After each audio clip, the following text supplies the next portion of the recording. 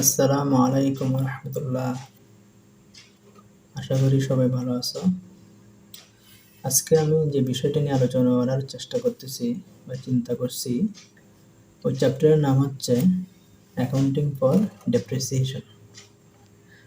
Depreciation সংক্রান্ত theoretical যে বিষয়গুলো আছে, ওই বিষয়গুলো আজকের ভিডিওতে আমি ক্লিয়ার করার চেষ্টা করব বা বোঝানোর চেষ্টা করব।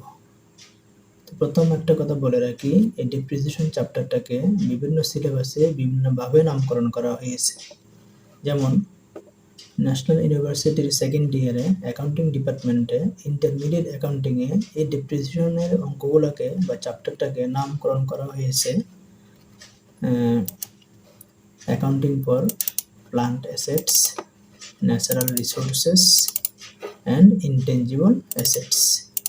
এই চ্যাপ্টারের মধ্যে ডেপ্রিসিয়েশনের বিষয়গুলোকে আনা হয়েছে বা ডেপ্রিসিয়েশন সংক্রান্ত ম্যাথমেটিক্যাল প্রবলেমগুলোকে এই চ্যাপ্টারের মধ্যে ইনক্লুড করা হয়েছে।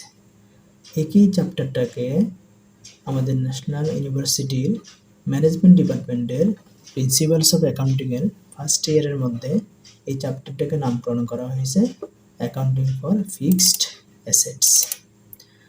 এই চ্যাপ্টারটা আবার বিভিন্ন পাবলিক ইউনিভার্সিটিতে, প্রাইভেট ইউনিভার্সিটির মধ্যে নিজস্ব সিলেবাসে বিভিন্নভাবে নামকরণ করা হয়েছে। কিন্তু সব জায়গায় সব সিলেবাসে ডেপ্রিসিয়েশন সংক্রান্ত একই ম্যাথমেটিক্যাল প্রবলেমগুলো একই রকম, থিওরিটিক্যাল ডিসকাশনগুলো একই রকম।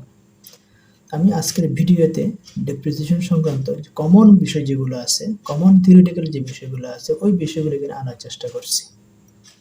যে বিষয়গুলো বা যে থিওরিটিক্যাল কনসেপ্টগুলো পরবর্তী সময় ম্যাথমেটিক্যাল প্রবলেমগুলো সলভ করার জন্য আমার খুবই প্রয়োজন হবে। তো ডেপ্রিসিয়েশনের অর্থ হচ্ছে কি? অবশ্যই ডেপ্রিসিয়েশন কাকে বলা হয়, ওই বিষয়টা আমরা এখানে দেখবো একটা ছোট্ট একটা ডেফিনিশনের মাধ্যমে। ডেপ্রিসিয়েশন কাকে বলা হচ্ছে? দ্য ডেপ্রিসিয়েশন ইজ দ্য, প্রথম বলা হচ্ছে এলোকেশন অফ কস্ট। ডেপ্রিসিয়েশনের মাধ্যমে আমাদের একটা সম্পদ যে আমরা ক্রয় করলাম, ক্রয়ের মূল্যটাকে এলোকেট করা যায়, বন্টন করা যায়, বিভক্ত করা যায়। সেকেন্ড বলা হচ্ছে এই ডেপ্রিসিয়েশনটাকে প্রকাশ করা হয় express over it's useful life. আমি একটা সম্পদ যখন আমি ক্রয় করি, তখন চিন্তা করা হয় কত বছর ব্যবহার করা হবে।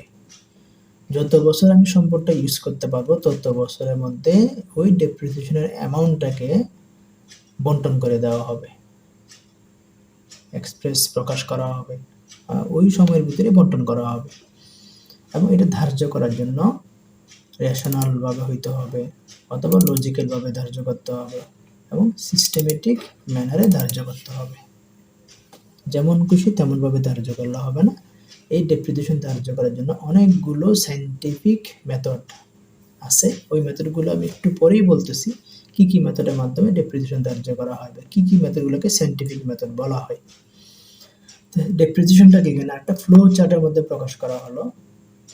তো ডেপ্রিসিয়েশনকে আমরা আগেই বলছিলাম ডেফিনিশনের মধ্যে এলোকেশন অফ কস্ট। কস্টকে কী করা হয়? বন্টন করা হয়। সেকেন্ড বলা হচ্ছে ডেপ্রিসিয়েশনটা হচ্ছে কি? একটা সম্পদের ইউজড ভ্যালু। আমি যে একটা অ্যাসেট কিনলাম, যেমন আমি ধরে নিই যে আমি আজকে একটা মোবাইল সেট কিনলাম, যার মূল্য হচ্ছে আজকে 20,000 টাকা। এই মোবাইল সেট বা মোবাইল ফোন সেটটা আমি 1 মাস পরে কারো কাছে বিক্রি করে ফেলতেছি আমার আর্থিক প্রয়োজনের জন্য। আমি যখন বিক্রি করবো, তখন 20,000 টাকা দিয়ে কেউ আমার থেকে কিনতে চাইবে না। যে পারচেস করবে সে বলবে আপনি 1 মাস ব্যবহার করছেন, বা এই মোবাইলটা এখন সেকেন্ড হ্যান্ড হয়ে গেছে, সেজন্য দাম কিছু কমে বিক্রি করতে হবে। আমি ধরে নিলাম ঠিক আছে, এই 1 মাস ব্যবহার করছি, সেজন্য এই মোবাইল সেটটা আমি 18,000 টাকা দিয়ে বিক্রি করলাম। দ্যাট মিনস 1 মাসের ব্যবহারের ভ্যালু কত টাকা হয়ে গেল? 2,000 টাকা কমে গেল। এই যে ইউজড ভ্যালু, এটাকে বলা হচ্ছে ইউজড ভ্যালু। তো আমি একটা সম্পদ যতই ইউজ করা হবে, ততই ভ্যালু আস্তে আস্তে কমবে। এই কমার ভ্যালুটাকে ডেপ্রিসিয়েশন নামে বলা হচ্ছে এখানে। থার্ড বলা হচ্ছে কি, যে এই ডেপ্রিসিয়েশনটাকে ব্যবসায় কি হিসেবে দেখানো হয়? এক্সপেন্স হিসেবে দেখানো হয়। ডেপ্রিসিয়েশনটা একটা খরচ। আবার কি বলা হচ্ছে ফাইনালি এখানে, যে ডেপ্রিসিয়েশন দেখানোর মাধ্যমে একটা ফান্ড ক্রিয়েট করা হয়, ক্রিয়েশন অফ ফান্ড। যে ফান্ডের নাম হচ্ছে কি? Accumulated depreciation. যে ফান্ডের মাধ্যমে ভবিষ্যতে নতুন অ্যাসেট ক্রয় করার জন্য এই ফান্ডকে ইউজ করা হবে। তো ডেপ্রিসিয়েশনের জন্য যে ফান্ড তৈরি করা হবে বা ডেপ্রিসিয়েশন এক্সপেন্সের বিপরীতে যে ফান্ড তৈরি করা হবে ওই ফান্ডকে বলা হচ্ছে অ্যাকুমুলেটেড ডেপ্রিসিয়েশন। তো ডেপ্রিসিয়েশনের 4টা বিষয় এখানে বলা হচ্ছে। এখানে প্রথম বলা হচ্ছে যে ডেপ্রিসিয়েশনের মাধ্যমে কস্টকে এলোকেট করা হয়, ডেপ্রিসিয়েশনের মাধ্যমে কত টাকা ইউজ করলাম ওটা ভ্যালুটা দেখানো যায়, ডেপ্রিসিয়েশনকে আমরা ব্যবসায়িক কি হিসেবে দেখাই, এক্সপেন্স হিসেবে শো করা হয়। ডেপ্রিসিয়েশনের মাধ্যমে আরেকটা কি তৈরি করা হচ্ছে, একটা ফান্ড ক্রিয়েট করা হচ্ছে, যে ফান্ডের নাম হচ্ছে কি অ্যাকুমুলেটেড ডেপ্রিসিয়েশন।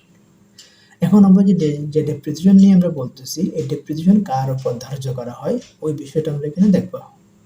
তো ডেপ্রিসিয়েশন যে সম্পদের উপর ধার্য করা হয় ওই সম্পদকে বলা হয় প্লান্ট অ্যাসেটস অথবা ফিক্সড অ্যাসেটও বলা হয়। প্লান্ট অ্যাসেটটা কীরকম, তার বৈশিষ্ট্য হচ্ছে কি, ওই প্লান্ট অ্যাসেটটা হইতে হবে কি টেনজিবল নেচার হইতে হবে। টেনজিবল নেচার মানে কি, এই প্লান্ট অ্যাসেটটা আমি কি করতে পারবো, স্পর্শ করা যাবে, এক জায়গা থেকে আরেক জায়গায় ফিজিক্যালি মুভমেন্ট করা যাবে, ধরা যাবে, দেখা যাবে, ফিজিক্যালি মুভমেন্ট করা যাবে, টেনজিবল রিসোর্সেস বলা হচ্ছে। এই প্লান্ট অ্যাসেটটা কীরকম হইতে হবে, যেটা ব্যবসায় ইউজ করা হবে, ব্যবসায় কী করা হবে, এটা ইউজ করতে হবে। আরেকটা গুরুত্বপূর্ণ বৈশিষ্ট্য হচ্ছে কি, এই প্লান্ট অ্যাসেট আমাদের কি উদ্দেশ্য করে করব, যে বিক্রি করা যাবে না, ভবিষ্যতে কি করা যাবে না, বিক্রয় করার উদ্দেশ্যে কিনা হবে না, নট ইন্টেন্ডেড ফর সেলস, বিক্রি করা যাবে না। তো প্লান্ট অ্যাসেট টেনজিবল নেচার হইতে হবে, ব্যবসায় ইউজ করা হবে, ভবিষ্যতে বিক্রি করা যাবে না। আর এই প্লান্ট অ্যাসেটের অনেকগুলো নাম বলা হচ্ছে এখানে।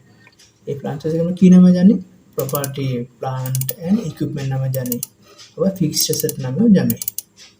এই সব থিওরিটিক্যাল বিষয়গুলোকে আমি একটা চার্টে প্রকাশ করতেছি। এই চার্টের মাধ্যমে আমরা একটু বিষয়টা ক্লিয়ার হইতে পারবো। এক নম্বর চার্টের মধ্যে 1 নম্বরে বলা হচ্ছে 4 নেম অফ প্লান্ট অ্যাসেটস, 4টা নামের কথা বলা হচ্ছে। তো প্লান্ট অ্যাসেট তো আমরা আগে থেকে শুনে আসলাম, পাশাপাশি ফিক্সড অ্যাসেট নামেও বলা যায়, পাশাপাশি প্রপার্টি, প্লান্ট অ্যান্ড ইকুইপমেন্ট নামেও বলা যায়, এবং টেনজিবল অ্যাসেটও বলা হয় এটাকে। তাহলে 4টা নাম শিখতে পারলাম আমরা এখান থেকে। আমরা যে ডেপ্রিসিয়েশন যে সম্পদের উপর ধার্য করা হয় ওই সম্পদের 4টা নাম শিখে ফেললাম। 2 নম্বরে এই প্লান্ট অ্যাসেট বা ফিক্সড অ্যাসেটের 4টা বৈশিষ্ট্য কথা বলা হচ্ছে এখানে, ফিচার্স বা ক্যারেক্টারিস্টিক্স বলা হচ্ছে। 1 নম্বর বৈশিষ্ট্য হচ্ছে কি, এই প্লান্ট অ্যাসেটটা অবশ্যই টেনজিবল রিসোর্সেস হইতে হবে, যেটা আমরা ডেফিনিশনে বলছিলাম। আবার সেকেন্ড বৈশিষ্ট্য হচ্ছে কি, এটা ব্যবসায় ইউজ করার উদ্দেশ্যে কিনা হবে। 3 নম্বর বলা হচ্ছে যে ভবিষ্যতে কি করা যাবে না, এই অ্যাসেট বিক্রি করার উদ্দেশ্যে কিনা যাবে না, ব্যবহারের উদ্দেশ্যে কিনতে হবে, বিক্রি করা যাবে না। এবং এই প্লান্ট অ্যাসেটটা দীর্ঘ সময় ইউজ করা হবে এবং মোর দেন 1 ইয়ার বলা হচ্ছে।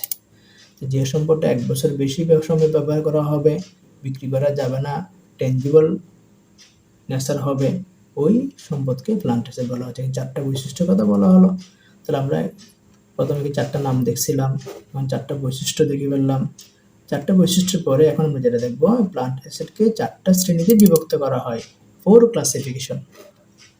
যে একটা প্লান্ট অ্যাসেটকে বলা হচ্ছে কি ল্যান্ড জাতীয়, ভূমি একটা প্লান্ট অ্যাসেটস। এই ভূমির মধ্যে কোন কোন এক্সপেন্সগুলো আসবে আমি পাশে লিখে দিয়েছি, এখানে পড়লে ক্লিয়ার হয়ে যাবে। পাশাপাশি আরেকটা নতুন একটা প্লান্ট অ্যাসেটের নাম বলা হচ্ছে এখানে ল্যান্ড ইমপ্রুভমেন্ট। ল্যান্ড ইমপ্রুভমেন্টটা হচ্ছে এডিশনাল একটা কস্ট ফর ল্যান্ডের জন্য অতিরিক্ত একটা খরচ, যে খরচটা করার মাধ্যমে ল্যান্ডের ভ্যালু আগের থেকে একটু বেড়ে যাবে, এই কস্টকে বলা হচ্ছে ল্যান্ড ইমপ্রুভমেন্ট। যেমন এখানে বলা হচ্ছে পার্কিংয়ের জায়গা করা, পার্কিং স্পটস, তারপরে এরকম গাড়ি ড্রাইভ করার জন্য জায়গা রাখা, বাউন্ডারিজ তৈরি করা। এই কাজগুলো যদি ল্যান্ডের মধ্যে করা হয়, ল্যান্ডের ভ্যালু আগের থেকে বেড়ে যাবে, সেই জন্য এই কস্টগুলোকে বলা হচ্ছে আলাদা একটা প্লান্ট অ্যাসেট নামে নামকরণ করা হয়েছে, যার নাম হচ্ছে কি ল্যান্ড ইমপ্রুভমেন্ট। এরপর একটা বিল্ডিং, একটা আমাদের প্লান্ট অ্যাসেটস, সবাই আমরা দেখি, আমরা সবাই দালানকোঠাতে বসবাস করতেছি, বিল্ডিংটা একটা প্লান্ট অ্যাসেট। বিল্ডিং সম্পর্কিত কিছু খরচের নাম বলা হয়েছে এখানে।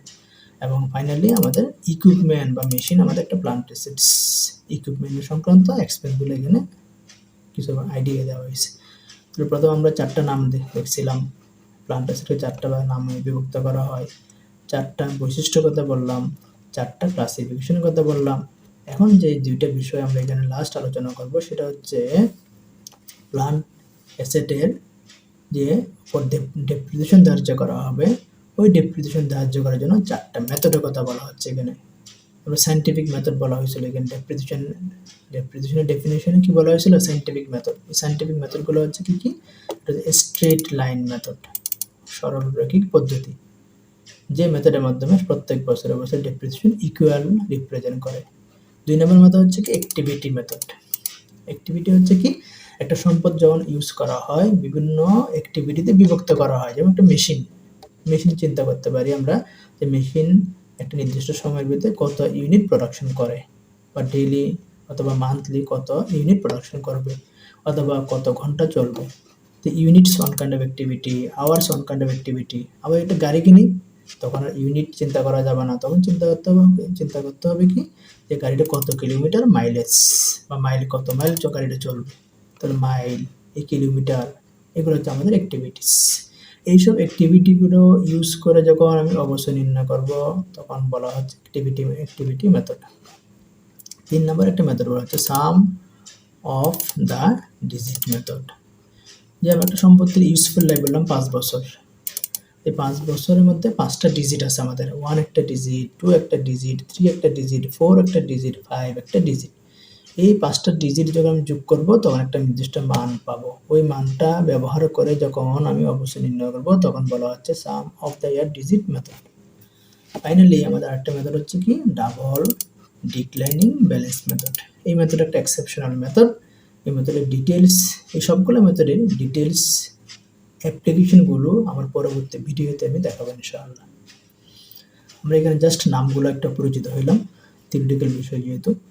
ফাইনালি আমাদের লাস্ট যে টপিকসটা, এখানে 4টা কমন এলিমেন্টের কথা বলা হচ্ছে, যে 4টা এলিমেন্টের মাধ্যমে ডেপ্রিসিয়েশন নির্ণয় করতে হয়। আমাদের প্রথম এলিমেন্ট হচ্ছে কি কস্ট অফ অ্যাসেট। একটা সম্পদের ক্রয় মূল্য আমাকে জানতে হবে। এই কস্ট প্রাইসের মধ্যে কি কি থাকতে পারে? ক্যাশ প্রাইস থাকবে, পাশাপাশি আমাদের নন রেকারিং এক্সপেন্স থাকবে। নন রেকারিং এক্সপেন্সটা হচ্ছে কি যে এক্সপেন্সগুলো সেকেন্ড টাইম হওয়ার আর সুযোগ নেই।